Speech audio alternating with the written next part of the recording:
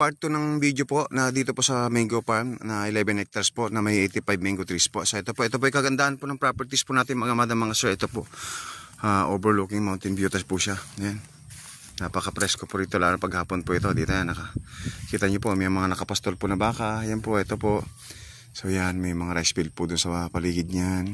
Ito po may mga mangga po. May mga mangga na yan. Malalaki na po siya. Productive na po yan mga madam mga sir yan. Ito po.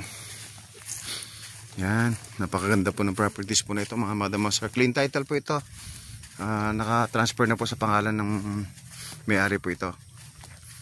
So yan po. Ito po may mga nakataring pa pong mga kalabasa ron. So yan, sakop niya po yung kalabasa na yan, mga nakataring na yan. Hanggang doon pa po yan sa mga mangga na yan. Kasali pa po yung mga mangga na yan. Yun, yung mangga doon, kasali pa po yun sa kabila na yun. So yan, mga mangga nakita niyo po mga mangga na kasali po ulit yan. So yun po hanggang doon sa pinanggalingan po namin kanina na yun, doon po siya mga madam mga sir. So ayan may mga nakapastol pa mga baka. Yan. Nakapaligid po yung bundok. So yan. So yun po. Ito po siya, ayan.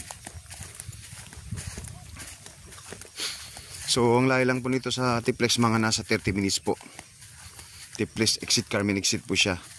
Rosales, SM Rosales doon na rin po, meron doon na rin po 30 minutes din po travel po, estimated po siya.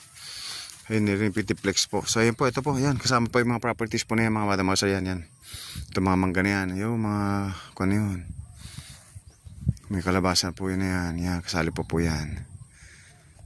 Ito po, so bali 11 hectares po ito mga madam mga sir. So yun po, ayan, salamat po.